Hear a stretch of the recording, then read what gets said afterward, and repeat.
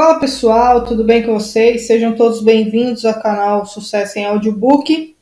Hoje você vai ouvir o capítulo 3 do livro Atitude Mental Positiva de Napoleão Hill. Se você gosta do nosso conteúdo, eu já vou pedindo para você deixar o seu like e se inscrever no canal, porque isso ajuda bastante a gente que está aqui do outro lado produzindo esse conteúdo para você, tá bom? E também porque o YouTube vai começar a te notificar cada vez que a gente postar um novo conteúdo que pode ser de relevância para você, beleza? Então seja bem-vindo, vamos ao nosso audiobook. Capítulo 3. Limpe as teias de aranha do seu pensamento. Você é o que você pensa. Mas o que você pensa? Quão organizado é o seu processo de pensamento? Quão direto é o seu pensamento? E quão limpos são os seus pensamentos? Existem algumas teias de aranha mentais que atravancam o pensamento de quase todos, até mesmo das mentes mais brilhantes. Sentimentos, emoções, paixões negativas, hábitos, crenças e preconceitos. Nossos pensamentos se enredam nessas teias. Às vezes, temos hábitos indesejáveis e queremos corrigi-los, e há vezes em que somos fortemente tentados para o mal. Então, como um inseto preso em uma teia de aranha, lutamos para ficar livres. Nossa vontade consciente está em conflito com a nossa imaginação e com a vontade de nossa mente subconsciente. Quanto mais lutamos, mais aprisionados ficamos. Algumas pessoas desistem e experimentam conflitos mentais infernais. Outras aprendem a usar os poderes do subconsciente. Estas são as vitoriosas. E o sucesso por meio da atitude mental positiva lhe ensina como explorar e usar esses poderes. Um inseto pode não ser capaz de evitar ser apanhado numa teia de aranha e, uma vez preso, é incapaz de libertar-se. Existe uma coisa, no entanto, sobre a qual cada pessoa tem absoluto controle inerente, que é a sua atitude mental. Podemos evitar as teias de aranha mentais, podemos limpá-las e podemos varrê-las quando começam a se desenvolver. Podemos nos libertar quando enredados e podemos permanecer livres. Você faz isso por meio do pensamento exato com AMP. Pensamento exato é um dos 17 princípios do sucesso revelados em Atitude Mental Positiva. Para pensar com exatidão, você deve usar a razão. A ciência de raciocínio, ou pensamento exato, chama-se lógica. Pode-se aprender em livros escritos especificamente sobre esse assunto, tais como The Art of Clear Thinking, de Rudolf Flesch, Your Most Enchanted Listener, de Wendell Johnson, Introdução à Lógica, de Irving Copy, e The Art of Straight Thinking, de Edwin Leavitt Clarkson.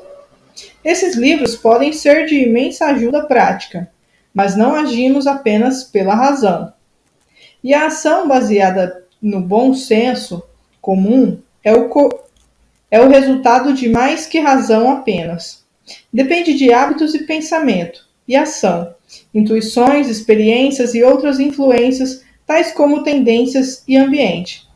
Uma das teias de aranha do nosso pensamento é supor que agimos apenas pela razão, quando na realidade cada ato consciente é resultado de fazer o que queremos. Tomamos decisões ao raciocinarmos a uma tendência para chegarmos a conclusões favoráveis sobre os fortes impulsos internos de nossa mente subconsciente. E essa tendência existe em todos, até mesmo nos grandes pensadores e filósofos. Em 31 a.C., um filósofo grego que vivia em uma cidade no mar Egeu queria ir para Cartago. Ele era professor de lógica, portanto, completou razões a favor da viagem e razões contrárias. Para cada razão pela qual deveria ir, ele descobriu que existiam muitas razões para não ir. Claro que ele ficaria mareado. O barco era tão pequeno que uma tempestade poderia colocar sua vida em risco. Piratas com embarcações velozes estavam à espera para saquear navios mercantes na costa de Trípoli. Se seu navio fosse capturado, eles levariam seus bens materiais e o venderiam como escravo. A prudência indicava que ele não deveria fazer a viagem. Mas ele fez. Por quê? Porque ele quis. Acontece que emoção e razão devem estar em equilíbrio na vida de todos.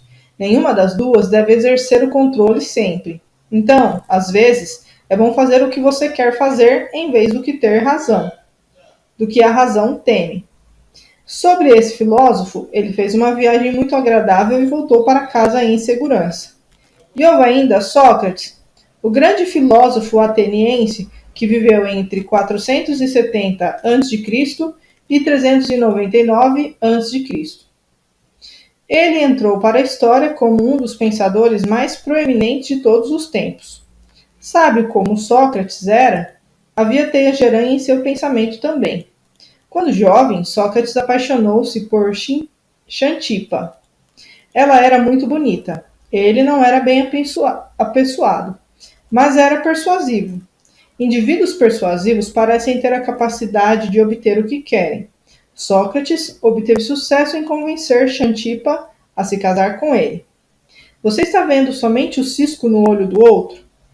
Depois que a lua de mel acabou, as coisas não foram muito bem em casa.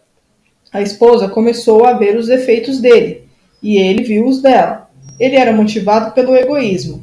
Ele era egoísta. Ela reclamava sempre dele. Sócrates teria dito: o meu objetivo na vida é lidar bem com as pessoas. Escolhi Xantipa pois sabia que, se conseguisse me dar bem com ela, me daria bem com qualquer um.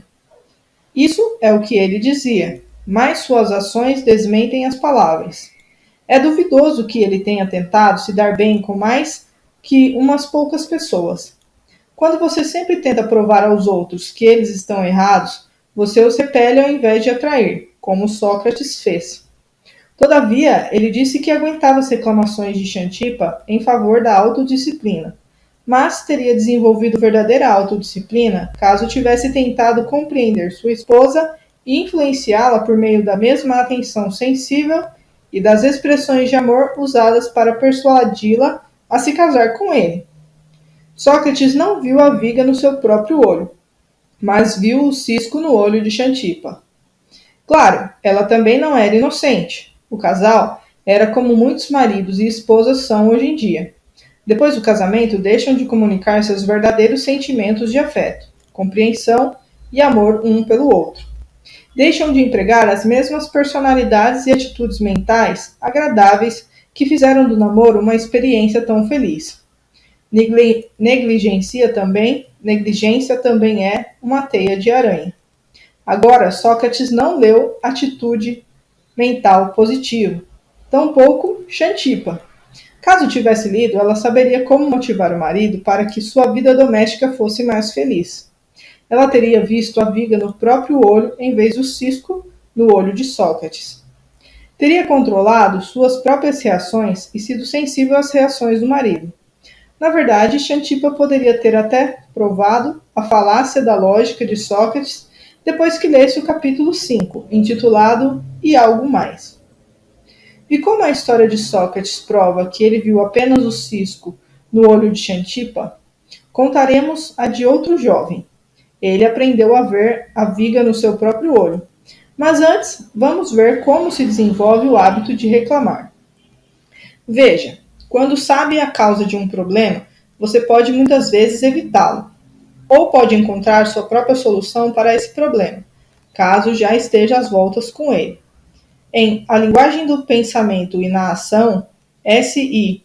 Hayakawa escreveu: a fim de curar o que ele acredita ser os defeitos do marido, uma esposa pode reclamar dele. Os defeitos dele pioram, então ela reclama um pouco mais. Naturalmente, os defeitos dele ficam ainda piores, e ela reclama ainda mais. Governada por uma reação fixa ao problema dos defeitos do marido, ela pode enfrentar aquilo de um só jeito. Quanto mais continua, pior fica, até que ambos ficam com os nervos em frangalhos. O casamento deles é destruído e suas vidas são despedaçadas. Mas e quanto ao jovem? Na primeira noite de uma turma de AMP, a Ciência do Sucesso, foi perguntado a ele: por que está fazendo este curso? Por causa da minha esposa, respondeu. Muitos dos alunos riram, mas não o instrutor. Ele sabia por experiência própria que existem muitos lares infelizes quando o marido ou a esposa vê os defeitos no outro, mas não os próprios. Ele restaurou a felicidade em sua casa. 4 semanas mais tarde, em uma conferência privada, o instrutor perguntou ao aluno: como você está lidando com o seu problema? Está resolvido. Que maravilha, mas como você resolveu? Eu aprendi.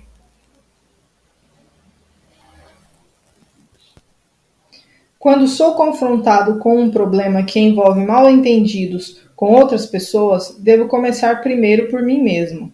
Quando examinei minha própria atitude mental, descobri que era negativa. No fim, meu problema realmente não estava em minha esposa, estava em mim. Ao resolver o meu problema, verifiquei que eu não tinha mais um problema com ela.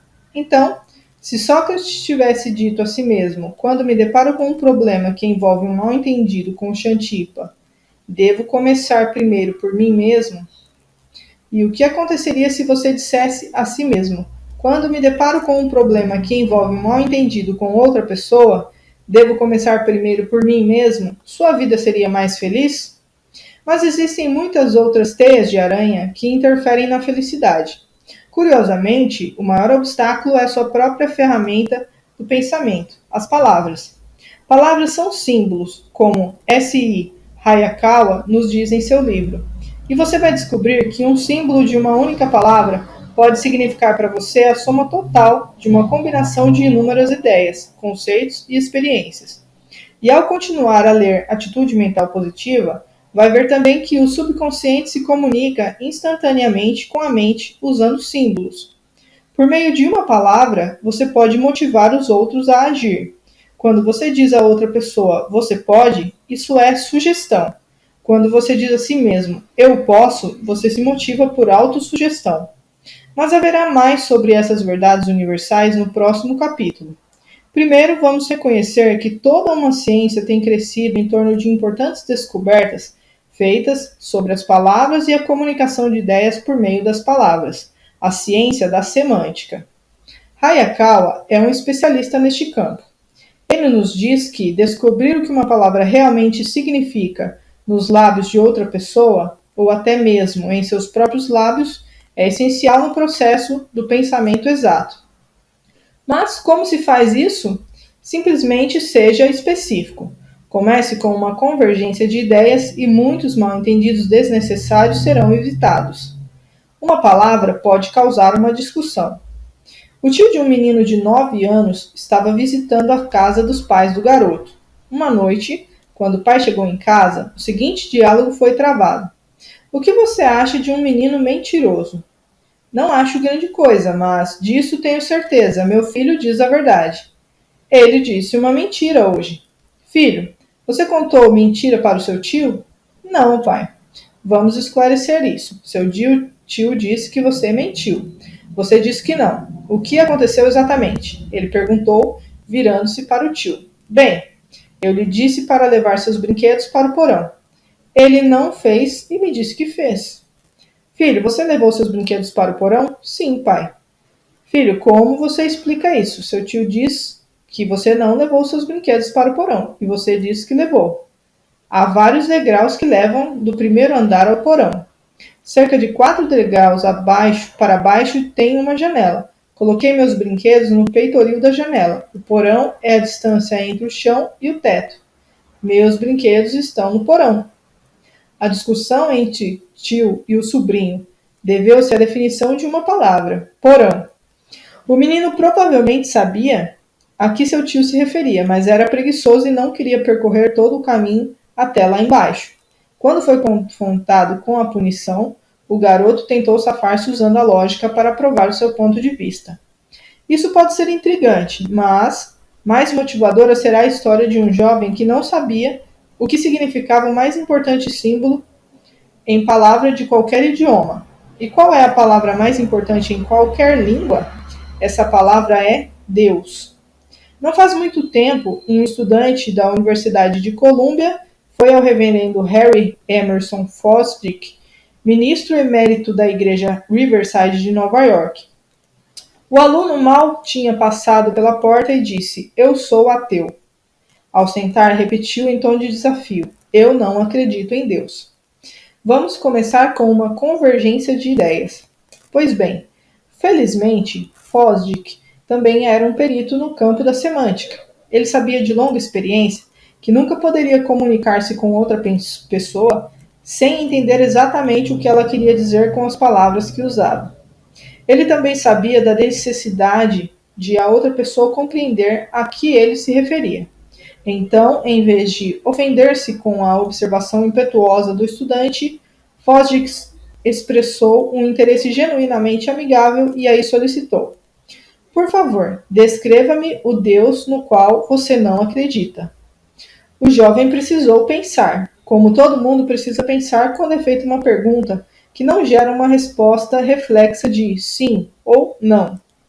Fosdick sabia que a pergunta certa poderia varrer as espessas teias de aranha de pensamento negativo para fora da mente do jovem. Depois de algum tempo, o estudante começou a tentar descrever o Deus no qual ele não acreditava.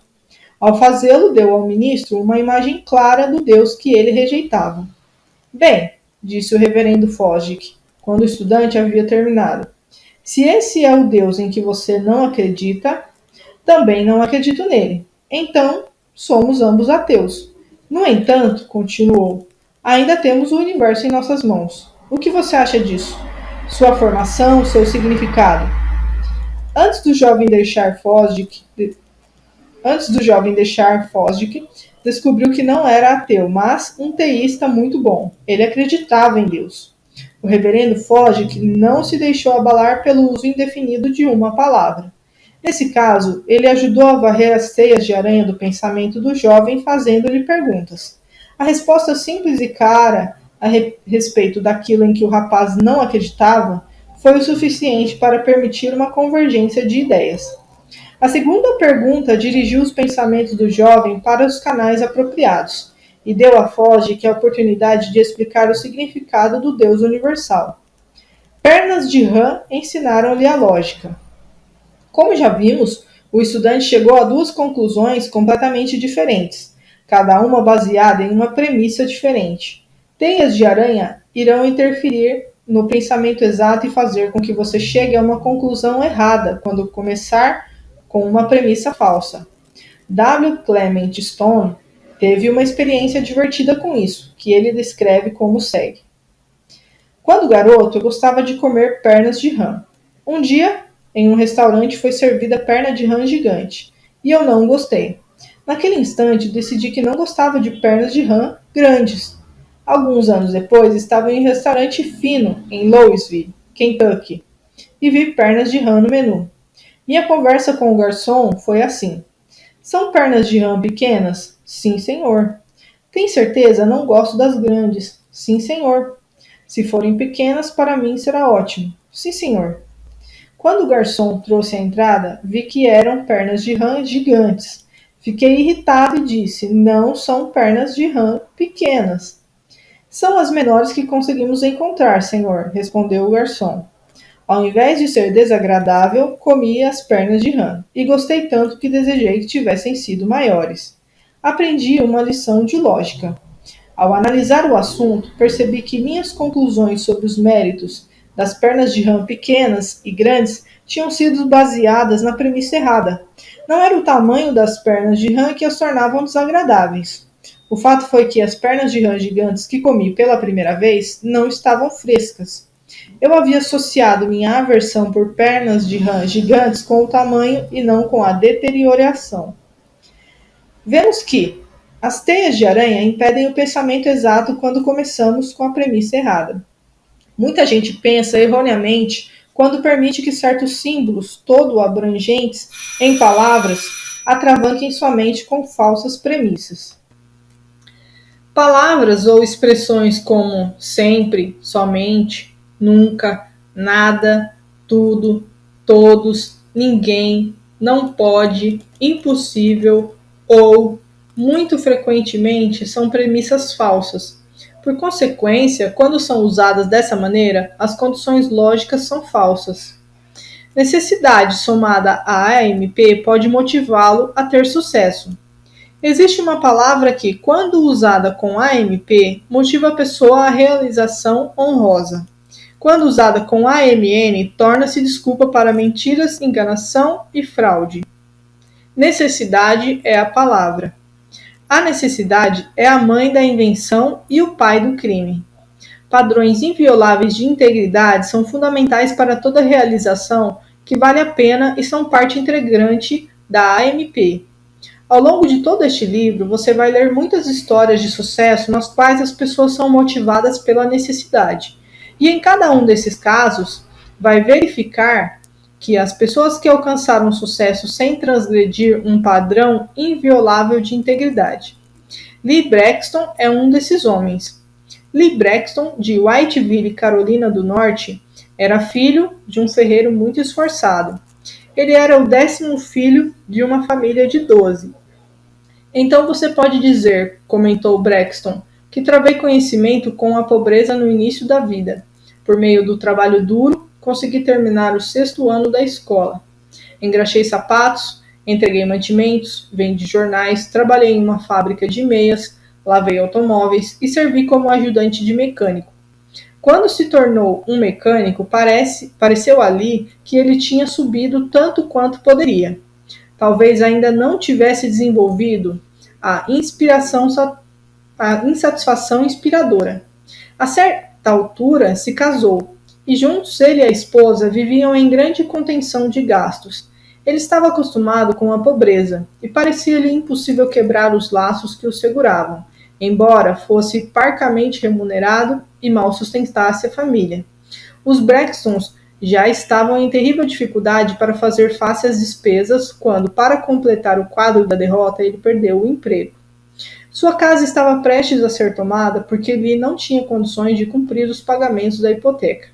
Parecia uma situação irremediável, mas ele era um homem de caráter, também era um homem religioso, e acreditava que Deus é sempre um bom Deus.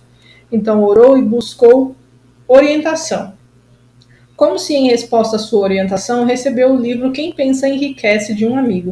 Esse amigo tinha perdido o emprego e a casa na depressão, mas ficara motivado para recuperar sua fortuna depois de ler Quem Pensa Enriquece. Agora, Lee estava pronto. Então ele leu o livro vez após vez. Estava em busca de sucesso financeiro. Disse para si mesmo: parece-me haver algo que devo fazer. Preciso acrescentar algo. Nenhum livro fará isso por mim.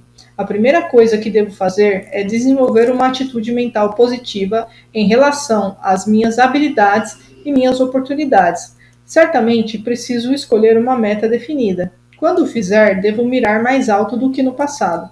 Mas tenho que começar. Vou começar com o primeiro trabalho que conseguir encontrar. Procurou trabalho e encontrou um. De início, não recebia muito. Porém, não muitos anos depois de ter lido Quem Pensa Enriquece, Lee Braxton havia organizado e se tornado presidente do First National Bank de Whiteville. Fora eleito prefeito de sua cidade e se envolvera em muitas atividades empresariais bem-sucedidas. Veja, Lee tinha mirado alto, na verdade, muito alto. Havia adotado como objetivo maior ficar rico o suficiente para se aposentar aos 50 anos de idade. Alcançou o objetivo 6 anos antes do tempo, aposentando-se das atividades empresariais com riqueza substancial e uma bela renda independente com 44 anos. Depois da aposentadoria, seguiu levando uma vida útil. Dedicou todos os seus esforços para ajudar o evangelista Oral Roberts em seu ministério. Os empregos que ele pegou e os investimentos que fez na escalada do fracasso para o sucesso não são importantes aqui. O importante é que a necessidade motiva um homem com AMP à ação sem transgredir padrões invioláveis reconhecidos. Um homem honesto não vai enganar, trapacear ou roubar por causa da necessidade. Honestidade é inerente à AMP. Necessidade, AMN e crime. Agora, compare um homem assim com as muitas milhares de pessoas com AMN presas por roubo, desfalque ou outros crimes. Quando você pergunta o primeiro motivo pelo qual roubaram, a resposta invariavelmente é: tive que. E assim acabaram na prisão. Elas se permitiram ser desonestas porque as teias de aranha em seus pensamentos levaram-nas a acreditar que a necessidade obriga alguém a se tornar desonesto. Há alguns anos, enquanto fazia aconselhamento pessoal na biblioteca da Penitenciária Federal de Atlanta, Napoleão Hill manteve várias conversas confidenciais com Al Capone. Em uma dessas conversas, o autor perguntou: como você começou na vida do crime? Capone respondeu com uma palavra: necessidade. Então vieram-lhe lágrimas aos olhos e ele engasgou. Começou a contar algumas das coisas boas que tinha feito e os jornais que os jornais nunca tinham mencionado.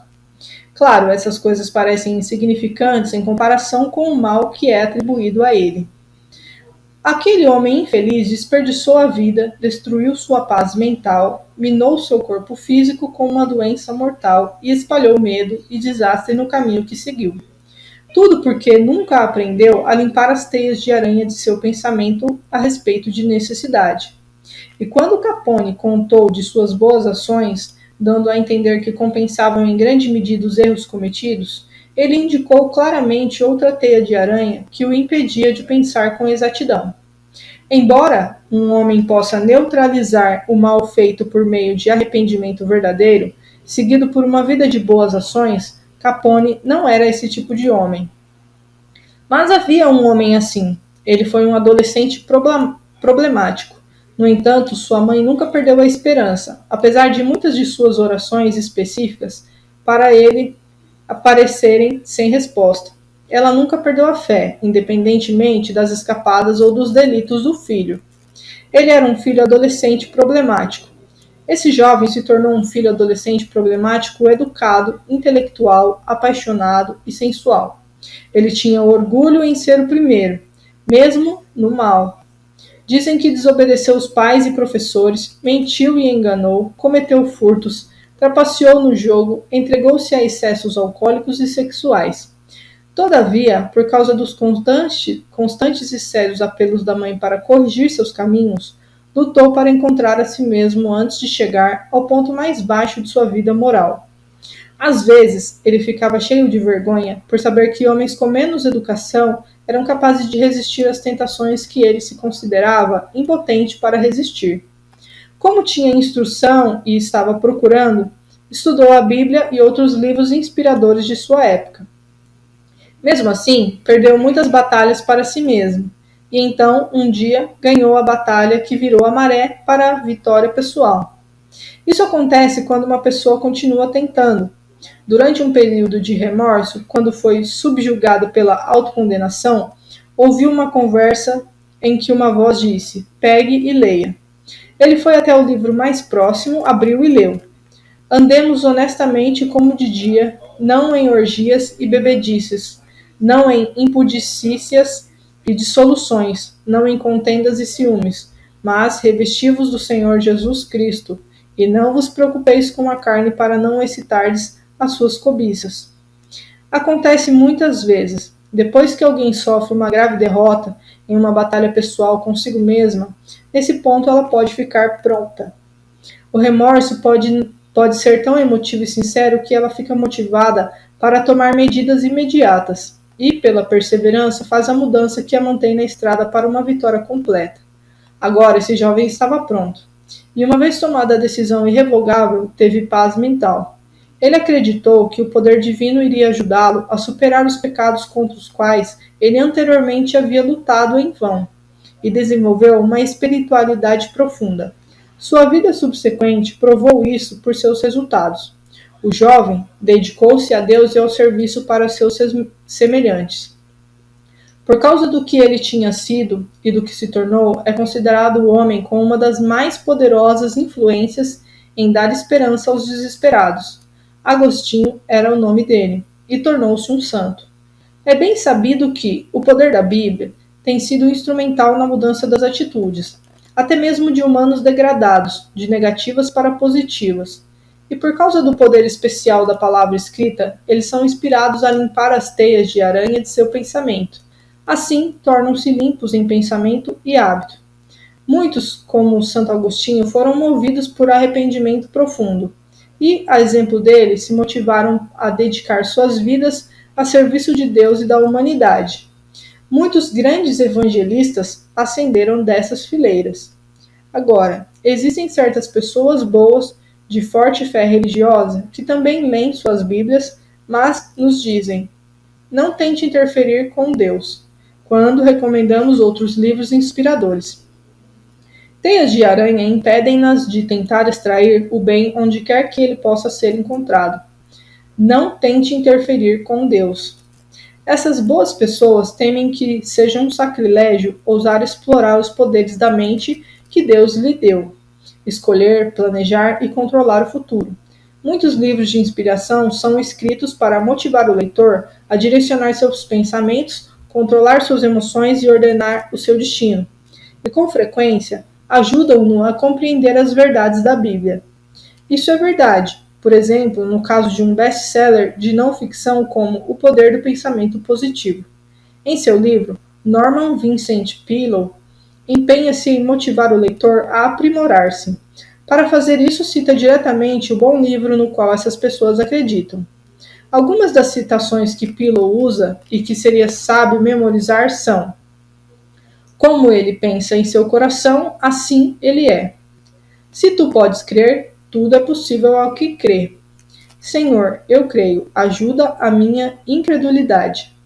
Seja-vos feito segundo a vossa fé. Fé sem obras é morta. Tudo o que pedirdes, orando, crede que o recebereis e tê-lo-eis. Se Deus é por nós, quem será contra nós? Pedi e dar-se-vos-á, buscai e achareis, batei e abrir-se-vos-á. Você acabou de ver várias teias de aranha mentais que destacamos para você. Algumas delas são: A. 1. A. Sentimentos. B. Emoções. C. Paixões negativas. D. Hábitos. E. Crenças. E F. Preconceitos. 2. Ver somente o cisco no olho do próximo. 3. Discussões e mal-entendidos devido a dificuldades semânticas. 4. Conclusões falsas resultantes de premissas falsas. 5. Palavras ou expressões todo abrangentes e restritivas como premissas básicas ou menores. 6. A ideia de que a necessidade força a desonestidade. 7. Hábitos e pensamentos impuros. 8. Medo de ser um sacrilégio usar os poderes da sua mente. Então você vê que existem muitas variedades de teias de aranha, algumas pequenas, algumas grandes, algumas fracas, algumas fortes. Todavia, se você fizer uma lista adicional própria e examinar de perto os fios de cada teia de aranha, vai verificar que todos eles são fiados por AMN. E quando pensar sobre isso por um tempo, verá que a mais forte das teias de aranha, tecidas por AMN, é a da inércia. A inércia faz com que você não faça nada, ou se você está se movendo na direção errada, impede-o de resistir ou parar, você segue adiante. Ignorância é o resultado da inércia. Aquilo que parece lógico para a pessoa ignorante dos fatos ou do know-how pode ser ilógico para o homem que sabe. Quando você toma decisões porque se recusa a manter uma mente aberta e aprender a verdade, isso é ignorância. A AMN se mantém viva e engorda com a ignorância. Elimine-a. A atitude mental positiva indica claramente como você pode eliminá-la. O homem com AMP pode não saber os fatos ou ter o know-how, pode não entender. No entanto, ele reconhece a premissa básica de que a verdade é verdade e não é falsa, independentemente de sua falta de conhecimento ou compreensão. Ele, portanto, se esforça para manter a mente aberta e aprender. Deve basear suas conclusões no que sabe e estar preparado para mudá-las quando se tornar mais esclarecido. Você se atreverá a limpar as teias de aranha do seu pensamento? Se sua resposta for sim, então deixe o piloto número 3 guiá-lo enquanto avança para o capítulo 4. Você estará pronto para ver como uma mente aberta e estará pronto para explorar os poderes da sua mente. E quando fizer, sua exploração o levará a uma grande descoberta. Mas só você pode fazer isso para si mesmo. Piloto número 3. Pensamentos pelos quais se guiar. 1. Você é o que você pensa. Seus pensamentos são avaliados por sua atitude positiva ou negativa. Dê uma olhada em si mesmo. Você é 1. Uma pessoa boa. 2. Má. 3. Saudável. 4. Psicossomaticamente enferma. 5. Rica. 6. Pobre. Se você é, então, 1. Tem bons pensamentos. 2. Seus pensamentos são maus. 3. Seus pensamentos são de boa saúde. 4. Seu pensamento o deixa tão... 3 pontinhos. 5. Seus pensamentos são de riqueza. 6. Seus pensamentos são de pobreza. 2. Sentimentos, emoções, paixões negativas, preconceitos, crenças, hábitos. Você limpa essas teias de aranha mentais virando seu talismã de AMN para AMP. 3. Você pode limpar as teias de aranha de paixões, emoções, sentimentos, tendências, preconceitos, crenças e hábitos negativos, virando seu talismã invisível de AMN para AMP. Você aprenderá como reagir ao ler em atitude mental positiva. 4. Quando depara com um problema que envolve um desentendimento com outras pessoas, você deve primeiro começar por si mesmo. 5. Uma palavra pode causar uma discussão, desenvolver mal-entendido, gerar infelicidade e acabar em desgraça. Uma palavra com AMP, quando comparada à mesma palavra com AMN, provoca efeitos opostos. Uma palavra pode trazer paz ou guerra, sim ou não, amor ou ódio, integridade ou desonestidade. 6. Vamos começar com uma convergência de ideias. Quando o reverendo Fosdick provocou uma convergência de ideias, o jovem concluiu que não era ateu, ele acreditava em Deus. 7. Pernas de rã ensinaram-lhe lógica. Quando argumentar por inferência, certifique-se de que suas premissas maiores e menores estão corretas. 8. Palavras todo abrangentes e restritivas tais como sempre, somente, nunca, nada, tudo, todos, ninguém, não pode, impossível, devem ser eliminadas como premissas de raciocínio até você ter certeza de que estão corretas. 9. Necessidade é a palavra. A necessidade motiva-o a realizações elevadas por meio da honestidade e integridade pessoais. Ou a necessidade motiva-o a tentar obter resultados por meio de fraude ou desonestidade. 10. Um filho adolescente problemático. Você pode conhecer um, mas não perca a esperança. Ele pode não se tornar um santo, mas um dia pode fazer o mundo dele e o seu um lugar melhor para se viver. 11. Dirija seus pensamentos, controle suas emoções e ordene seu destino. Memorize e repita frequentemente os automotivadores da Bíblia citados na página 62. 12. Aprenda a separar fatos de ficção. Em seguida, aprenda a diferença entre fatos importantes e fatos sem importância. Dirija seus pensamentos com AMP para controlar suas emoções e ordenar o seu destino.